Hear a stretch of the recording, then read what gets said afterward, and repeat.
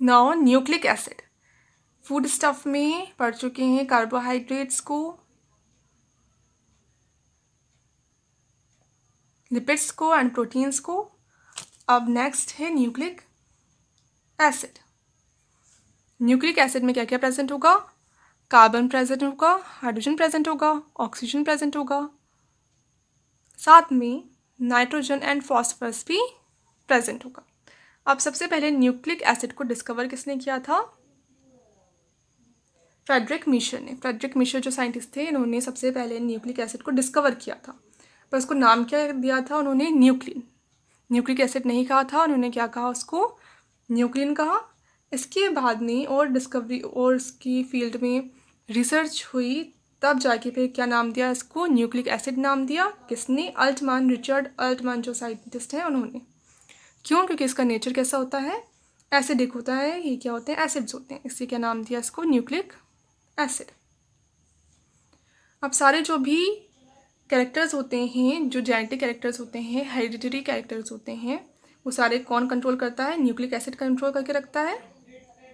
Nucleic acid most animals में जो genetic material होता है वो कौन सा होता है? डीएनए। किसी किसी में क्या हो सकता है? आरएनए। तो न्यूक्लिक एसिड टू टाइप्स का हो सकता है, डीएनए एंड आरएनए। तो मोस्ट ऑफ द ऑर्गेनिजम्स में डीएनए होता है जेनेटिक मटेरियल, और किसी किसी में लाइक जो प्लांट वायरसेस होते हैं उनमें क्या होता है? ये आरएनए हो सकता है। तो न्यूक्लिक एसिड तो दोनों ही है, पर जेनेटिक मटेरियल डीएनए होगा मोस्ट केसेस में, और किसी किसी में फिर वायरस में, किसी किसी वायरस में, मोस्टली प्लांट वायरस में क्या होगा? ये आरएनए। अब इन दोनों के स्ट्रक्चर में देखें तो क्या प्रेजेंट होता है? 3 बेसिक चीज़ें, बेसिक कंपोनेंट्स प्रेजेंट होते हैं दोनों की स्ट्रक्चर में, डीएनए में भी और आरएनए में भी। क्या क्या प्रेजेंट होगा? एक तो होगी present pentose sugar. Pentose sugar कौन सी? डीएनए में प्रेजेंट होगी डीऑक्सीराइबोज शुगर, एंड आरएनए में प्रेजेंट होगी राइबोज शुगर। तो दोनों में अलग अलग टाइप की होगी। स्ट्रक्चर इसकी स्टडी कर चुके हैं प्रीवियसली, पहले कार्बोहाइड्रेट के अंदर। तो पेंटोज होगी, शुगर प्रेजेंट होगी, डीएनए में डीऑक्सीराइबोज एंड आरएनए में राइबोज। सेकेंड चीज़ प्रेजेंट होगी इसके अंदर नाइट्रोजनस बेसिस। नाइट्रोजनस बेसिस कितने टाइप के होते हैं? 2 टाइप्स के हो सकते हैं। अब नाइट्रोजनस बेसिस यानी क्या है? ये बेसिस हैं, और नाइट्रोजनस यानी इसमें नाइट्रोजन प्रेजेंट होगी। कितने टाइप के हो सकते हैं? ये प्यूरिन्स हो सकते हैं एंड पायरिमिडीन्स हो सकते हैं। प्यूरिन्स में कौन कौन से आते हैं? Adenine and guanine. और पायरिमिडीन्स में कौन कौन से आते हैं? Cytosine and thymine. अगर अपन किसकी बात कर रहे हैं? डीएनए की। डीएनए में क्या क्या होगा? प्यूरिन्स में होंगी एडेनिन एंड ग्वानिन, पायरिमिडीन्स में होंगी साइटोसिन एंड थाइमिन। बट अगर अपन आरएनए के स्ट्रक्चर की बात करें तो आरएनए में प्यूरिन्स में तो होंगी एडेनिन एंड ग्वानिन ही, बट पायरिमिडीन्स में साइटोसिन तो होगा, थाइमिन की जगह पे क्या होगा? यूरेसिल। तो पायरिमिडीन्स कितने टाइप के हो सकते हैं? साइटोसिन, थाइमिन और यूरेसिल। तो साइटोसिन एंड थाइमिन तो होंगे डीएनए में, एंड साइटोसिन एंड यूरेसिल होंगी आरएनए में। एडेनिन एंड ग्वानिन दोनों में ही होंगी, डीएनए में भी होंगे एंड आरएनए में भी होंगे। अब जो प्यूरिन्स होते हैं इनकी स्ट्रक्चर होती है रिंग्ड स्ट्रक्चर। रिंग प्रेजेंट होती हैं। कितनी रिंग्स प्रेजेंट होंगी? प्यूरिन्स में 2 रिंग्स प्रेजेंट होंगी। रिंग बनी होती है नाइट्रोजन एंड कार्बन से। ऐसे जो पायरिमिडीन्स होते हैं ये भी रिंग स्ट्रक्चर्स होते हैं, इसमें सिर्फ सिंगल रिंग ही प्रेजेंट होगी। ये रिंग भी किसकी बनी होगी? नाइट्रोजन की एंड कार्बन की। किसके स्ट्रक्चर की स्टडी इसको लर्न करना पड़ेगा, नोट्स में मेंशन है स्ट्रक्चर।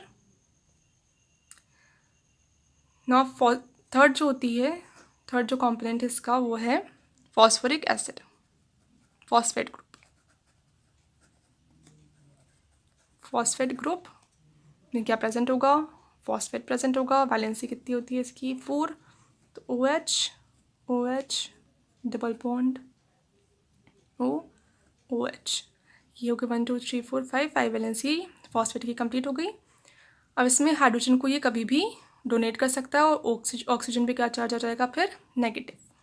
तो जो फॉस्फेट ग्रुप है, एसिड है, इसकी क्या टेंडेंसी होती है, इसकी क्या कर सकता है, ये इस हाइड्रोजन को रिमूव कर सकता है, हटा सकता है, जिससे ऑक्सीजन पे क्या चार्ज आ जाएगा, नेगेटिव चार्ज आ जाएगा। तो ये थे कंपोनेंट्स किसकी, डीएनए की या आरएनए की। पेंटोज शुगर, डीएनए में डीऑक्सीराइबोस, आरएनए में राइबोस, नाइट्रोजनस बेसेस, डीएनए में तो adenine, guanine, cytosine and thymine, RNA में adenine, guanine, cytosine and uracil. Phosphate group दोनों में ही सेम होगा। अब डीएनए जब फॉर्म होता है तो पहले जो राइबोस शुगर है एंड नाइट्रोजनस बेस है, ये दोनों आपस में कंबाइन होते हैं और क्या फॉर्म करते हैं, न्यूक्लियोसाइड फॉर्म करते हैं। तो पहले nitrogenous base plus sugar, sugar कौन सी, डीएनए में डीऑक्सीराइबोस एंड आरएनए में राइबोस, दोनों कंबाइन होकर क्या फॉर्म करेंगी, न्यूक्लियोसाइड।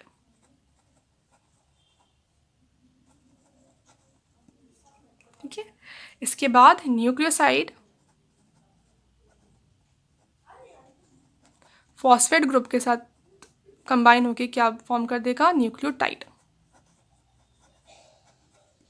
ठीक है, तीनों चीज़ें आ गई और क्या फॉर्म हो गए, न्यूक्लियोटाइड। न्यूक्लियोटाइड में क्या क्या होगा, nitrogenous base, sugar and phosphate group.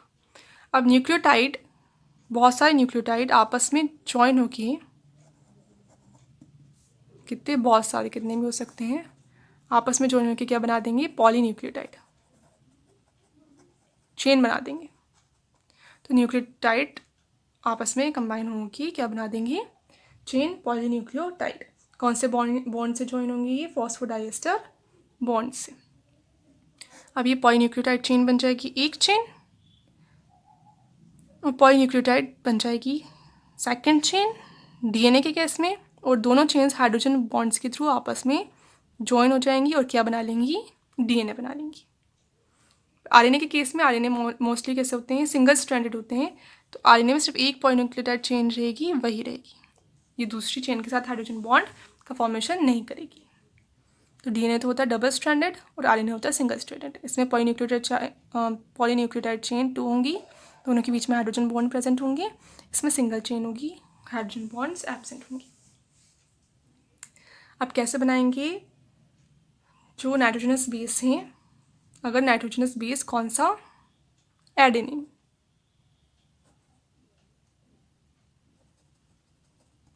किससे ज्वाइन हो रहा है, डीऑक्सीराइबोस शुगर से ज्वाइन हो रहा है,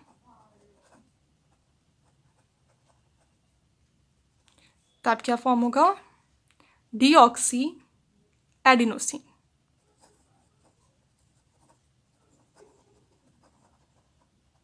डीऑक्सी एडिनोसिन क्या है, न्यूक्लियोसाइड। न्यूक्लियोसाइड्स के अलग अलग नेम्स दे सकते हैं अपन, किसके अकॉर्डिंग कि क्या क्या चीज़ कंबाइन हो रही है। तो अगर एडेनिन नाइट्रोजनस बेस कंबाइन हो रहा है डीऑक्सीराइबोस शुगर से, तब क्या फॉर्म होगा, डीऑक्सी एडिनोसिन।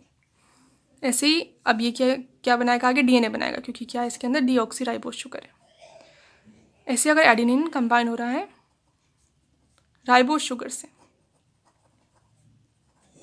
तब क्या बनाएगा, ये सिंपल इसको क्या कह देंगे, एडिनोसिन। अब एडिनोसिन आगे जाके क्या बनाएगा, आरएनए, क्योंकि इसमें कौन सी शुगर है, राइबोस शुगर है। तो ऐसे ही अलग अलग नाइट्रोजनस बेसिस और राइबोस या डीऑक्सीराइबोस शुगर की प्रेजेंस की बेसिस पर अलग अलग नेम दे सकते हैं। एडेनिन प्लस राइबोस शुगर तो adenosine, adenine plus deoxyribose sugar तो डीऑक्सी एडिनोसिन। ऐसे ही ग्वानिन प्लस राइबोस शुगर तो guanosine, guanine plus deoxyribose sugar तो डीऑक्सी ग्वानोसिन। ऐसे ही cytosine plus ribose sugar, then cytidine and cytosine plus deoxyribose sugar, then deoxycytidine. अब क्या बच गया, थाइमिन एंड यूरेसिल। तो थाइमिन सिर्फ इसमें ही आएगा, यही बनाएगा, और यूरेसिल सिर्फ यही बनाएगा। तो यूरेसिल प्लस राइबोस शुगर ही होगा हमेशा, और क्या बनेगा उससे, यूरिडीन। और adenine thymine plus deoxyribose sugar ही होगा, और क्या बनेगा, डीऑक्सी थाइमिडिन। ठीक है, बाकी सबके दोनों तरह के बन सकते हैं, बट थाइमिन एंड यूरेसिल का सिर्फ एक एक तरह का ही बनेगा, क्योंकि थाइमिन सिर्फ डीएनए में प्रेजेंट है और यूरेसिल सिर्फ आरएनए में प्रेजेंट है। तो इसकी पूरी सीरीज बना सकते हो। ये तो क्या बन गए, न्यूक्लियोसाइड, ये सारे क्या है, न्यूक्लियोसाइड है। अब न्यूक्लियोसाइड किससे ज्वाइन होंगे, फॉस्फेट ग्रुप से।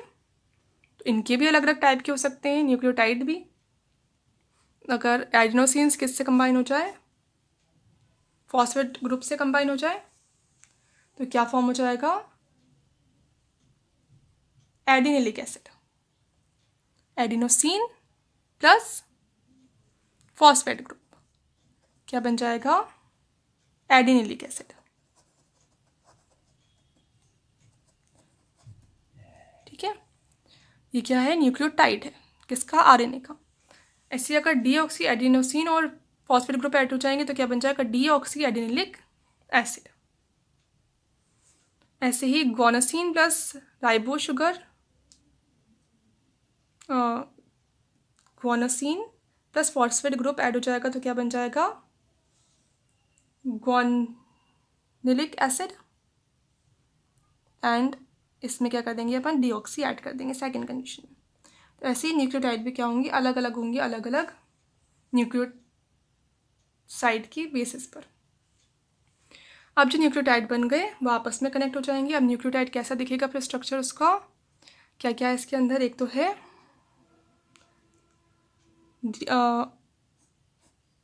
डीएनए की बात कर लो। डीएनए में कौन सी होगी, डीऑक्सीराइबो शुगर।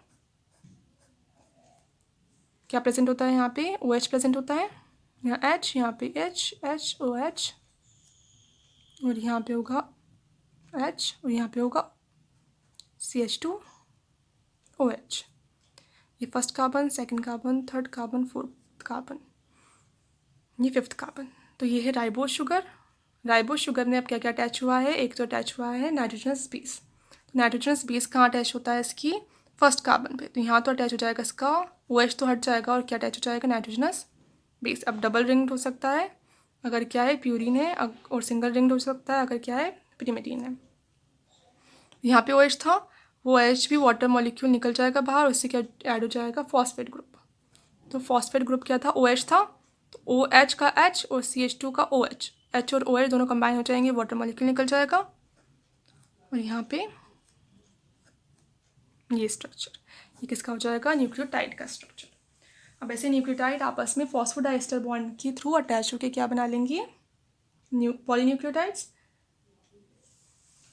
तो इसमें हमेशा नाइट्रोजनस बेस तो फर्स्ट कार्बन से अटैच रहेगा, और फॉस्फेट ग्रुप फिफ्थ कार्बन से अटैच रहेगा। अब इससे भी जब दूसरा न्यूक्लियोटाइड अटैच होगा तब नीचे वाला किससे अटैच होगा, इसके थर्ड कार्बन से, और ऊपर वाला किससे अटैच होगा, ऐसे होगा।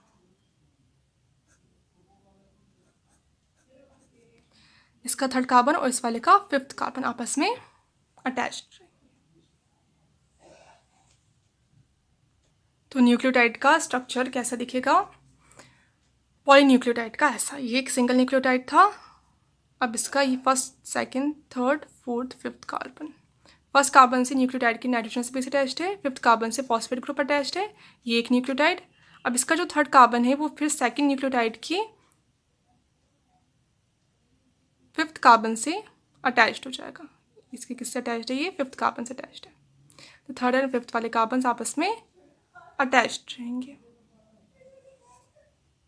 फॉस्फोडाइस्टर बॉन्ड के थ्रू। अब ऐसे ही इस वाले का जो थर्ड है वो फिर आगे वाले के फिफ्थ वाले से अटैच्ड रहेगा। तो किस डायरेक्शन में चेन बन जाएगी, 5 carbon fifth carbon to third carbon direction में चेन बन जाएगी। तो जो चेन बनेगी उसका डायरेक्शन क्या होगा, 5' टू 3' या 5' टू 3'। इससे बन जाएगी पूरी पॉलीन्यूक्लियोटाइड चेन।